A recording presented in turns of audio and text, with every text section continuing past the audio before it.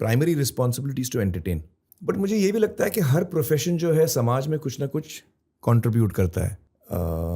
जैसे doctors health हमें health देते हैं, जो लोग पुलिस फोर्स में हैं वो लॉ एंड ऑर्डर देते हैं, सिक्योरिटी देते हैं, जो हमारे जवान हैं वो हमको सेफ रखते हैं। हर प्रोफेशन जो है सोसाइटी को भी कुछ ना कुछ कंट्रीब्यूट करता है।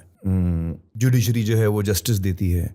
तो एक क्रिएटिव इंसान का क्या कंट्रीब्यूशन है समाज में? तो मुझे लगता है कि यकीनन लोगों का दिल बहलाना एक बहुत बड़ी जिम्मेदारी होती है, लेकिन उसके साथ साथ भी एक जिम्मेदारी और है, अगर हम वो जिम्मेदारी लेना चाहें तो वो आपके ऊपर है।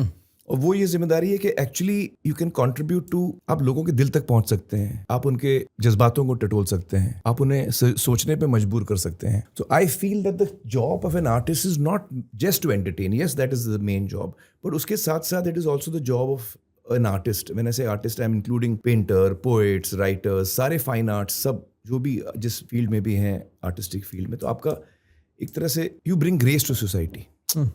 You inspire people. You can if you want to. And इसमें नेशन बिल्डिंग का बहुत बड़ा कंट्रीब्यूशन होता है, क्योंकि नेशन जो बिल्ड होता है वो इमारतों से नहीं होता, वो लोगों से होता है। और जब आप यंग माइंड्स को सही इन्फ्लुएंस करते हैं तो फिर आप एक पूरे जनरेशन को एक सही दिशा दे पाते हैं। मुझे याद है जब मैं बड़ा हो रहा था तो जो किताबें मैंने पढ़ी हैं उनका बहुत गहरा असर हुआ है मुझ पे। जो मैंने गाने सुने हैं, जो हमारे लिरिक राइटर रहे हैं हिंदुस्तान में, नीरज जी, शैलेंद्र जी, मजरू साहब, सारे जो साहिर साहब, इन सब की पोइट्री में इतना कुछ कह जाते हैं। ये they make you think, they make you feel, they make you realise so many things. That's all part of building you.